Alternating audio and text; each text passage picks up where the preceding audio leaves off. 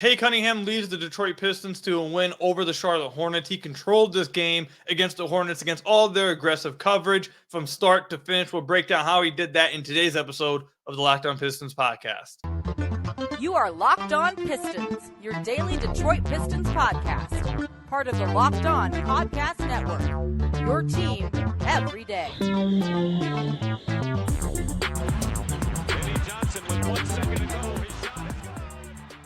What's the deal? Welcome back to another episode of the Locked On Pistons podcast. Per usual, I'm your host, Cade Cunningham. You can find me over on Twitter at Cade Cunningham. I want to thank you guys for making Locked On Pistons your first listen of every single day. We are free and available on all your podcast platforms. If you haven't already, head to the YouTube channel at Locked On Pistons.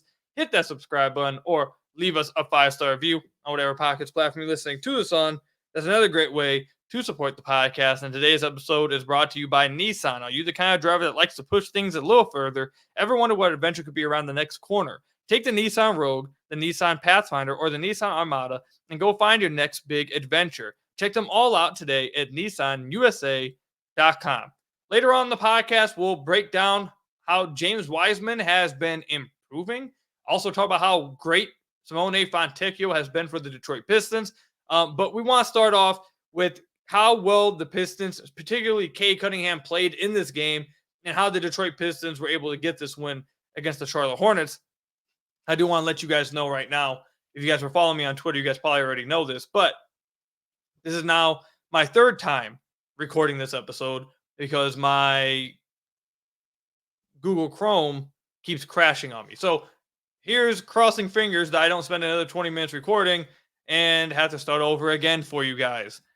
I'd like to get up at work tomorrow in a decent hour. However, anyways, Cade Cunningham, I thought played an absolutely fantastic game. He shot 8 of 20 from the floor. If you watch this game, each time he shot up one of those bombs at the end of the game, just trolling around. I don't know why he was taking those shots at the end of the game. He was just throwing up stuff at the end of the shot clock. Ball kept finding him. Absolutely tanked his efficiency in this game. Absolutely ruined it. I don't know why he was doing it. Absolutely tanked his three-point percentage too. He's at 2 of 10 now in this game. I don't know why he did it. It was literally, I swear to God, like a knife to the heart every single time he did it. It was killing me, absolutely killing me. But if you watch this game, you know that Cade played an absolutely fantastic game. Don't just go look at the box score and see his field goal percentage. He played fantastic in this game. And the main reason, there's a few things he did in this game tonight, but the main reason, or the main thing I thought he did exceptional in this game against the Hornets was dissect the Charlotte Hornets defense.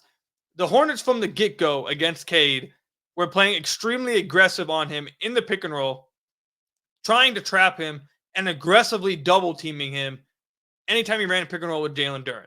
Heck, even later on in the game in the fourth quarter, he had a move where he hit Grant Williams with a tween cross to his right and absolutely lost him. Grant Williams damn near hit the floor. And then out of nowhere, Brandon Miller hit the LB button on his controller, threw a random double team at Cade literally at the top of the key. Just out of nowhere, Cade just got full-on sprinted double team.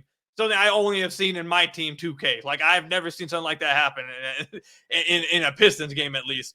And he was able to find Jalen Duren for an open shot. But my overall point is that the Hornets were throwing many different coverages at him and were being aggressive with everything. And the biggest stat that you should look at, or the two biggest stats you should look at with Cade in this game tonight, his turnovers, which were only 2, and his plus-minus. He was a plus 20 in his 32 minutes on the floor. The Pistons ended up winning this game by 17. He dominated in his minutes. And the reason for this was, remember a few weeks ago, maybe I think like a week and a half ago, we talked about on the podcast, if there's one area of Cade's game that we need to see him really try to come into and grow into, it was trusting his teammates, I'd say, a little more to take advantage of his gravity. There was a lot of times where it felt like, especially towards the end of games, it felt like that Cade, like watching, you felt like he was saying to himself, or he was thinking, if it isn't me, it's going to be nobody else. So I have to try to do this. I have to try to get this bucket. I have to try to score here. I have to try to create it myself. And he was doing that, I felt like, against any coverage the defense was throwing at him late. And that was really causing a lot of, some of the efficiency struggles at the end of games. Because at the end of the games, defenses don't want the ball in his hands. At the end of games, they're being really aggressive with him. And this game, the Hornets were doing it from the get-go. And instead of forcing the issue, Cade was dissecting the team. He was allowing his teammates to play 4-on-3. It felt like every possession of the game.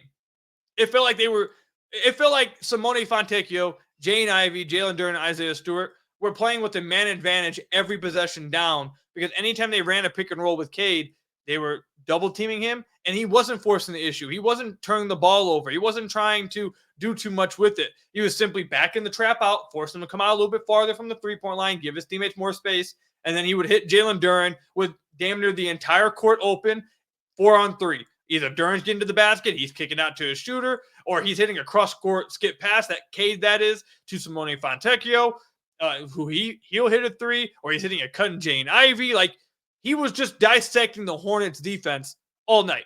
And I understand why the Hornets were playing this aggressively against Cade. Anytime they didn't play that aggressively against Cade, he was just torching them scoring-wise. Especially early in the game, in the first quarter, Cade came out hot, and he was destroying them offensively. He shot 5 of 8 in the first quarter, had 12 points. I say only, it's a quarter, but he had 3 assists in that quarter. He played absolutely flawless, was absolutely fantastic, but he was a lot more aggressive scoring-wise and attacking their coverage. Now, when the Hornets started to really say, you know what, you need to get the ball at your hands, we're not letting you beat us single-handedly, he didn't force the issue, and he found his teammates and allowed his teammates to feast off of his gravity. That's one of the things you saw from Cade tonight that I thought was absolutely spectacular. I thought that was the best part of his game tonight. The other part, which is something fans have been asking for, and he delivered, was slamming the door shut in the fourth quarter, closing the game out for the Detroit Pistons. Now, he shot 2 of 6 in the fourth quarter. Again, like I said, he had like a few bombs in the last 2 minutes where I was just like, dude, you're destroying your efficiency. I don't know why you're doing this. Stop. Please, let someone else shoot the bombs. Or just hold it and take the turnover. Please, stop doing it. But overall, the point I'm trying to make is the Hornets cut this lead down to 7 after the Pistons were up by like damn near 20. They cut the lead to 7 with around 5 minutes to go. And at the 5-minute mark, this is what Cade proceeded to do. He hit 2 free throws, extended the lead to 9. Then the Hornets scored. Then Cade came back down again, scored again on a finger roll layup. Went back up by 9. Hornets turn the ball over. Cade comes back down, pull-up jump shot. Now the lead's 11. That's back-to-back-to-back possessions. Cade tries to close the door on a hot Hornets team on a streak, on a run. They come out of the timeout. The Hornets score. Cut the lead down to 9. Cade Cunningham hits Grant Williams with that crossover I was talking about, then finds Jalen Duren for a dunk. Now the lead's back up to 11 with 3 minutes to go. So that was back-to-back-to-back-to-back-to-back possessions where Cade Cunningham, whether he scored or caused the scoring, found someone open, essentially shut the door on the Hornets. That's what Pistons fans, at least the Pistons fans I've been seeing, has been asking for from Cade. For him to get to the fourth quarter with the lead and stop the other team from trying to steal the win from the Pistons. Or maybe in a tighter game, maybe this doesn't count for some Pistons fans because they were up by 7. But I count that. That's fourth quarter clutch time. You can't let a team that's on a run come back and steal that win from you. You guys shut the door, and Cade Cunningham did that. So I thought that was the other great thing he did in this game. When he sensed that the Hornets were really feeling like they could have a chance to win the game, he completely shut the door on them. Played absolutely fantastic. I thought he was better defensively this game. I thought he was more locked in on the defensive end. But really, like I said, it was more so him dissecting the defense that I thought jumped off the screen. And if you watch this game, again, if you just look at the box score and see he shot 8 of 20, you're going to think, oh, he didn't have a good game. No, he played fantastic this game. And if you watch this game, combined with all the other games we've watched this season, since they benched Killian Hayes at game 12 or around there, Cade has been fantastic since then. He has been fantastic since then. And since All-Star break, you could argue he's been playing like an All-NBA player since the All-Star break. And James Edwards III hinted at this on the last podcast. And he's probably right. This season's been terrible. Awful. Like, I don't know what other adjective I could use to describe it. It's been absolutely terrible, okay? However, entering the season, the biggest question was, is Cade Cunningham him? Is Cade Cunningham going to be the franchise player for the Detroit Pistons? And I think he's answered that unequivocally. Yes, he is the guy for the Detroit Pistons. He continues to get better and better and better and better for the Detroit Pistons as the season goes on. So, look, all this other stuff happened that was terrible, and it's been a historically awful season. No doubt about it. No excusing it. It's been absolutely horrific. But it seems like at the end of the day, the Pistons got the answer they were looking for. So I'm happy. I'm enjoying watching Cade play because every night he's getting better and better. He looks more explosive than ever. He looks more healthy than ever. And when he dissects a defense like this, it really allows his teammates to feast off of his gravity and have great games. And one of those teammates who had a great game in this game against the Charlotte Hornets in this win was Simone Fontecchio, who has been absolutely fantastic since the trade for him at the deadline. We'll break down how good Fontecchio has been for the Detroit Pistons when we come back. This episode is brought to you by Betterhelp. Give online therapy a try at betterhelp.com/LockedOnNBA and get on your way to being your best self. Sometimes we all need the opportunity to get something off of our chest, big or small. Certain things can really start to get to you. And it's important that you let those kind of things out, especially to someone who's unbiased in your life. It's bad to just hold things in over and let it pile up and pile up and pile up. That can really start to affect you. Again, whether it's big or small, talking to someone who's unbiased in your life can really, really help you out. So today I want to say how I really feel about something. You might even be thinking the same thing this week. I use this podcast every single day, really, to get things off my chest. Like, I have to watch this team over and over and over again through the ups and downs and the many downs and the few ups with the many downs. And I come on here and I rant for 30 minutes. And it's my way of getting things off my chest. But most people in life have a lot bigger things going on in their life than whether their favorite sports team is playing well or playing badly. And it's important to get things off your chest that maybe it's even as small as something like that, but maybe it's more likely bigger than just your favorite sports team. It's important to get that kind of thing off your chest every once in a while. If you're thinking about doing that, give BetterHelp a try. It's entirely online, designed to be flexible and suited to your schedule. And you can get online therapists. And if you're not vibing with that online therapist, you can switch just like that online. It's very easy and flexible and suited to your schedule. Again, visit betterhelp.com/LockedOnNBA to get 10% off your first month. That's BetterHelp, HELP.com/LockedOnNBA to get 10% off your first month with BetterHelp. So I want to thank you guys again for making Locked On Pistons your first listen of every single day. We're free and available on all your podcast platforms. If you haven't already, head to the YouTube channel at Locked On Pistons, hit that subscribe button, or leave us a 5-star review on whatever podcast platform you're listening to this on. That's another great way to support the podcast. Before we get into Simone Fontecchio, I do want to mention that last week I mentioned that the Pistons had a few winnable games coming up, and if they wanted to try to achieve the goal I had for them of trying to play near 500 basketball since the trade deadline, they had to win these games. And if they wanted to avoid being the worst team in the NBA this year, they had to win these games. And one of them was against the Nets at home. They won that game. And one of them was the Hornets at home. They've won this game. The next game they play is against the Toronto Raptors at home. Another winnable game. They need to get these wins, because if they don't get this win against the Raptors, they got the Heat again, Celtics, Pacers, the Celtics again, the Pelicans, the Knicks, the Timberwolves, and the next winnable game is March 29th against the Wizards. And you could be looking at, if they don't beat the Raptors, I don't think they can beat any of those other teams. You'd be looking at a 1, 2, 3, 4, 5, 6, 7, 8, 9 game losing streak again. I'm sure everyone would like to avoid that. So they've done a good job so far winning these winnable games at home. They got a few more coming up. You need to take advantage of it. Anyways, Simone Fontecchio has been absolutely fantastic for the Detroit Pistons. And this is something I didn't want to say, because I didn't want to go overboard. I hadn't said it yet, because I didn't want to get, too far with it, or, really get ahead of it. But I think it's absolutely true at this point. I think Simone Fontecchio is just better than Bojan Bogdanovic at this point. Like, I think, at least how he's looked in Detroit, maybe this is just a hot streak. Maybe he can't play like this all the time. But how he's looked since arriving in Detroit, he's better than Bojan. He's just better. Bojan may be able to do more with the ball in his hands, isolation-wise, post-up-wise. Like, is he a better or more versatile scorer than Fontecchio? Definitely. Like, he definitely is, okay? That's fair. But everything else, I think Fontecchio damn near does better than him. Definitely defends better than him. 100%. A way more active defender and just overall better defender than Bojan. He's more active on the glass. He actively is constantly going after the glass, really helping the Pistons on that end, especially when they try to put him at the 4 position. He's much more athletic than Bojan, I'd say. I'd say he's around the same type of finisher around the rim as Bojan. He's a better, I'd say, a more active off-ball offensive player than Bojan.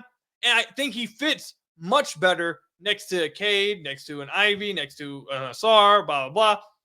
Fits much better than Bojan did. So this has been a home run trade by the Detroit Pistons going out there and getting Fontecchio. He has been, like, I don't know how else to say it other than he's been absolutely fantastic for the Detroit Pistons. In the 12 games since arriving in Detroit, not including tonight, he is shooting 48% from the field, 43% from deep, 53% on twos, averaging 15 points a game and 3.7 rebounds a game. He's been fantastic. I don't know what else to say.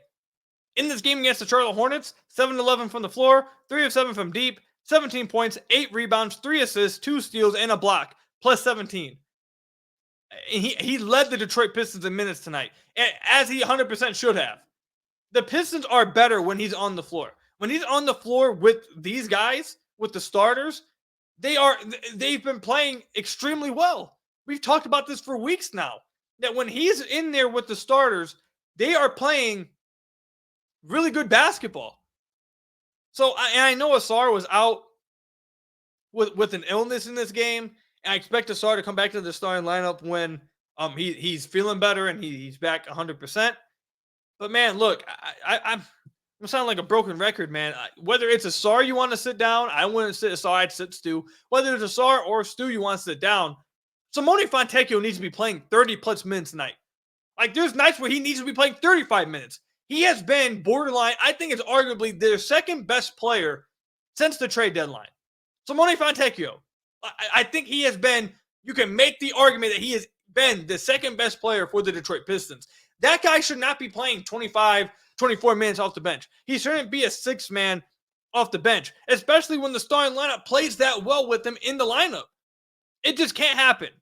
He needs to be playing near 30-plus minutes, I think, damn near guaranteed. And some nights, like tonight, 35-plus minutes. Like, that's how good he has been for the Detroit Pistons on both ends of the floor. Like, against Brooklyn, I know they won the game, but he only played 23 minutes. Played 29 minutes in their loss against Miami. He played 21 minutes in their win. This one was a win against the Bulls. He played 25 minutes in their loss against the Cleveland Cavaliers. He played 20 minutes in their loss against the Phoenix Suns. He played 25 minutes in their loss against the Lakers. That shouldn't be happening. He needs to be hovering around 30 minutes plus for the Detroit Pistons. He feasts off of the gravity of Cade and Ivy, especially when teams want to put 2 on ball on Cade. He is going to continuously get open shots, which he is going to hit down. He's going to attack closeouts, which he's capable of doing and finishing at the basket. He's going to be able to come off screens and hit threes. He fits so well, so well with what Cade does offensively. With the pick and roll with Duren, if they want to trap him, Simone is wide open. There was a few plays tonight where Cade waved off the screen so he could try to go ISO because he knew that they were going to trap him. He would drive to Simone's side knowing that the defender was going to be hard helping aggressively at the nail. And all he would do, he'd take one dribble inside the three-point line and immediately swing it over to Fontecchio at the wing. And he was just automatic, making the right play, whether it's hitting that three or attacking that gap and getting into the basket. Simone was playing, he fits this. Like, I can't tell you, I can't explain it. Like, he fits better than a glove, dude. Like, he's been so fantastic for the Pistons on both ends of the floor. So I know he's probably going to go back to the bench once Asar comes back. When he does eventually go back to the bench, he needs to be playing close to 30 minutes a game. And if I was Monty Williams, I'd be trying to find a way for him to get to 30-plus minutes, even off the bench. Because he plays fantastic with the starters, and the starters look fantastic with him in there. And this isn't just overreacting to the Charlotte Hornets, the Pistons being the Hornets, who are another bad team. This has been the case since he arrived in Detroit. So, I don't know, man. I think he's definitely been better than Bojan. I'd like to hear from you guys. Do you guys think he's been better than Bojan? I don't think it's even close, really. I think his impact on both ends, his activity on the glass, his activity off ball, I think it's just been like that has been much more important for the Pistons than Bojan scoring 20 points but giving up 30 himself. Like, at least that's how I feel. So let me know what you guys think in the comment section down below or over on Twitter at KukaHill. How important and how amazing has Simone Fontecchio been for the Detroit Pistons? Do you guys think he's actually been their second best player since arriving in a trade? Let me know, again, comment section down below or over on Twitter at Kuka Hill. When we come back, James Wiseman, someone I've been incredibly tough on. I think overall the NBA community, Pistons community, just has been very tough on James Wiseman. Is he actually improving? We'll talk about that when we come back. Are you the kind of driver that likes to push things a little further? Ever wonder where adventure could be around the next corner? Our friends at Nissan have a lineup of SUVs with the capabilities to take your adventure to the next level. The 2024 Nissan Rogue is perfect for city drives and great escapes. Class exclusive, Google built-in is always updating Assistant to call on for almost anything. Gone are the days of connecting your phone. Google Assistant, Google Maps, Google Play Store are built right into the 12.3-inch HD touchscreen information system. The 2024 Rogue is the perfect midsize crossover for your next adventure. The 2024 Nissan Pathfinder has room up to 8 in expansive cargo capacity and an advanced available 4x4 capability. With 284 horsepower and up to 6,000 pounds towing, when adventure calls, the Pathfinder is there to answer. Take the Nissan Rogue, the Nissan Pathfinder, or the Nissan Armada and go find your next big adventure. Shop NissanUSA.com.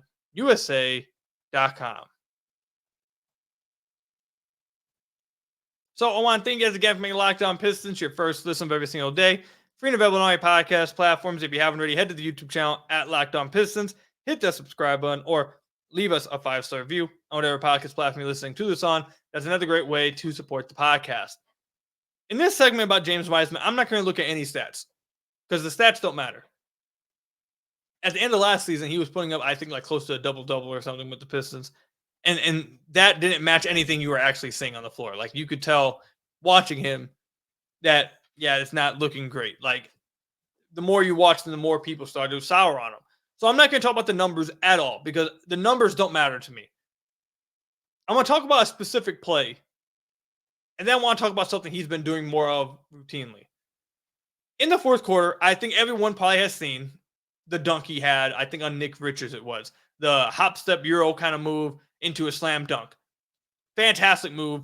Absolutely insane agility, balance for someone his size, athleticism. Like, that was, the move was great. The scoring, the dunk was amazing. That's not what I'm focused on.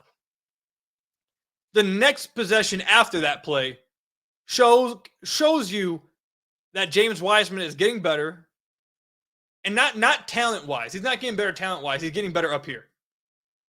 He's getting better IQ-wise, and he's learning how to play. And that was by far, we've talked about in the offseason, there's something I've talked about a lot. His IQ, the mental game, the mental part was his biggest hurdle playing in the NBA. Knowing where to be, knowing how to play, knowing how to set screens correctly, knowing the angles to set a screen, like knowing how to play the right way within a half-court offense. Like, excuse me.